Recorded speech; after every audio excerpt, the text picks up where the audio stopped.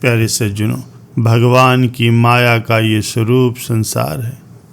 संसार को ही माया कहा जाता है, जो ईश्वर का प्रतिबिंब मात्र है। इस माया को ही प्रकृति कहा गया है। इसका अर्थ यही है कि माया ही प्रकृति है और ये मानवीय ब्रह्म है। ब्रह्म और संसार दो प्रतीत होते हैं, लेकिन वो दोनों एक ही हैं। दोनों सच हैं, किंतु एक परमार्थिक सच है और एक भौतिक सच, क्योंकि दोनों ही अभिन्न हैं। प्यारे सज्जनों, आप सभी को जो कुछ भी दिख रहा है वो सब माया है। माया का अर्थ ही होता है भ्रम। व्यवहार में ये सच जैसी दिखाई देती है, लेकिन यथार्थ में असत है। माया को ही जड़, अज्ञान, असत और अविद्या भी कहा गया, अर्थात वो जो अनुभव किया जा सकता है, लेकिन वास्तव में उसका कुछ भी अस्तित्व नहीं होता।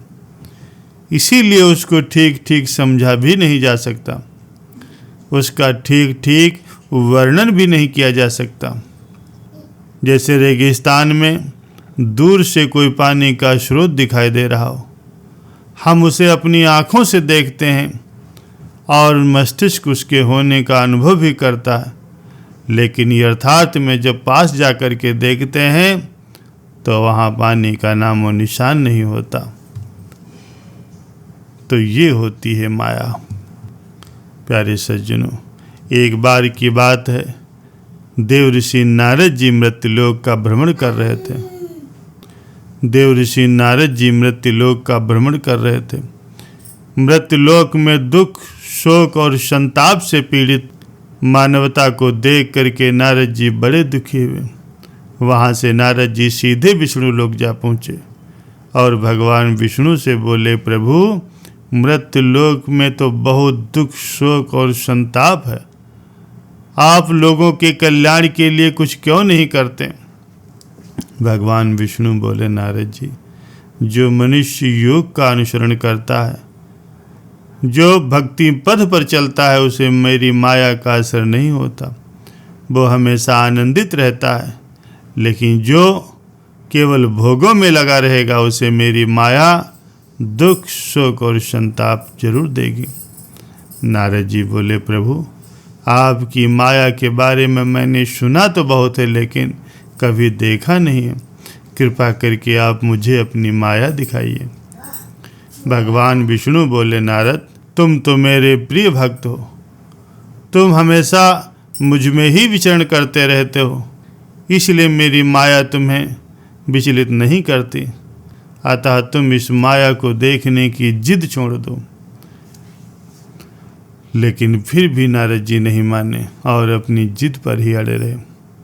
आखिरकार भगवान विष्णु को बात माननी ही पड़ी और भगवान विष्णु बोले, नारद, चलो चलते हैं मृत्युलोक को, वहीं पर तुम्हें अपनी माया दिखाऊंगा।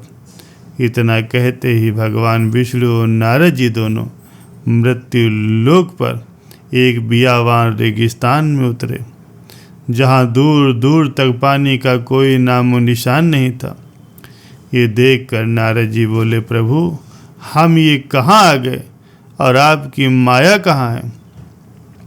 भगवान विष्णु बोले, अरे नारद, माया से भी मिल लेंगे। फिलहाल प्यास के मारे मेरा गला सूख रहा है। अब मुझसे थोड़ा भी आगे चला नहीं जा रहा। कहीं थोड़ा सा पानी मिल जाता तो मैं अपनी प्यास बुझा लेता। इसलिए हे नारद, जाओ पानी ढूंढ करके लाओ, तब तक मैं यहीं विश्राम करता हूँ। प्रभु को प्यास लगी थी तो पानी लाना ही था। ये सोच करके नारद जी पानी की तलाश में उस रेगिस्तान में निकल पड़े। चलते चलते वो एक नदी के किनारे जा पहुँचे।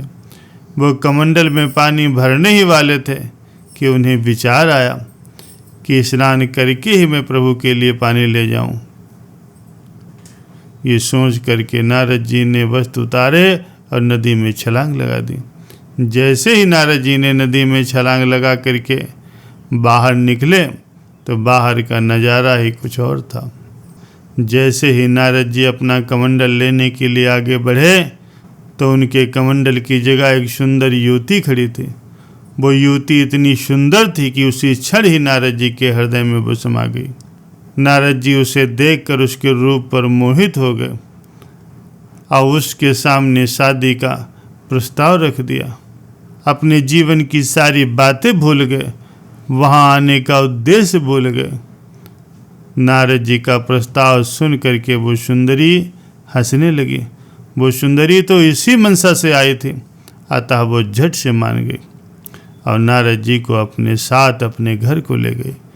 वहाँ जा कर के पता चला कि वो तो एक राजकुमारी थी। वो अपने पिता की इकलौती बेटी थी और इस राज्य की इकलौती राजकुमारी थी। राजा ने अपनी पुत्री के पसंद के व्यक्ति से उसकी शादी करा करके उस व्यक्ति को ही राज्य का उत्तराधिकारी घोषित कर दिया। अब तो सम्राट बन करके नारद जी के दिन बड़े आराम से बीतने लगे। ऐसे दिन बीतने लगे कि नारद जी को कोई बात की चिंता नहीं थी। ऐसे दिन बीतने लगे कि नारद जी अपनी पत्नी और राजकाज में ही खो गए। समय बीतने पर महाराज की परम सुंदरी से महारानी ने 2 पुत्रों को जन्म दिया। सम्राट बने नारद जी अपने राजकुमारों को देखकर खुशी से फूले नहीं समाते थे। तभी एक दिन अकस्मात महल के पास में ही बह रही एक नदी में बाढ़ आ गई। पूरा राज्य तहस नहस हो गया। विशाल राजमहल की दीवारें भी धूल में मिल गईं। कोई दब करके मर गया, कोई डूब करके मर गया। किसी तरह नारद जी भी महल के बाहर निकले और अपने परिजनों को बचाने की कोशिश करने लगे। वह अपनी बीवी अपने पुत्रों को एक नाव में बिठा करके सुरक्षित स्थान पर ले जाना चाहते थे, लेकिन तभी नदी में एक जोर की आंधी आई और वो नाव उसी नदी में पलट गई। दोनों बच्चों को तो नारद जी ने पकड़ लिया, लेकिन महारानी बह गई। नारद जी बड़े दुखी हुए, लेकिन मजबूरी में देखने के सिवाय और कुछ न कर सके। किसी तरह अपने बच्चों को सुरक्षित लेकर के वो किनारे पहुँचे, लेकिन तब उनके पास उन्हें खिलाने के लिए कुछ नहीं था। बच्चों को बड़ी जोर से भूख लगी तो वो जोर जोर से रोने लगे और देखते ही देखते बच्चों ने भूख से अपने प्राण त्याग दिए। ये देखकर सम्राट नारद घोर विषाद में डूब गए। अकेले पड़ गए। नारद जी ने जीने का कोई सहारा न देख करके स्वयं ही आत्महत्या करने का विचार किया और ये सोच करके नदी में छलांग लगा दी। नदी में डूबते उतराते नारद जी अपने प्राणों को बचाने के लिए हाथ पैर चलाने लगे। तभी नदी के बाहर बैठे भगवान विष्णु बोले, अरे नारद, मैं वहाँ तुम्हारी कब से प्रतीक्षा कर रहा था और तुम यहाँ स्नान कर रहे हो। मैंने तुम्हें पानी लेने के लिए भेजा था, इस मायावी नदी की दुनिया में खोने के लिए नहीं। तब नारद जी बोले, अरे प्रभु, मैंने ये जो कुछ देखा क्या वो सब मिथ्या था?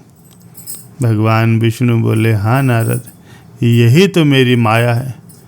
तुम्हारी बहुत इच्छा थी माया देखने की, अब तुमने मेरी माया देख ली या कुछ और देखना बाकी? नारद जी बोले, नहीं नहीं प्रभु, अब मुझे कोई माया नहीं देखनी, आपके तो दर्शन ही पर्याप्त हैं।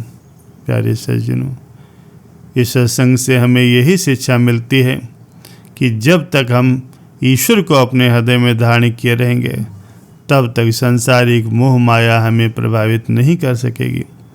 लेकिन जैसे ही हमारा ध्यान ईश्वर से हटा, हम सांसारिकता के दलदल में धंसते चले जाएंगे। अतः बुद्धिमान मनुष्य को हमेशा यही चाहिए कि वो हमेशा ही यथा योग्य प्रभु का स्मरण करता रहे, उनके नाम का स्मरण करता रहे, तभी भगवान की इस माया से बचा जा सकता है। प्यारे सज्जनों, आज का ये सत्संग आपको कैसा लगा कमेंट करके अवश्य बताइए। सत्संग सुनने के लिए आप सभी सज्जनों का बहुत बहुत धन्यवाद।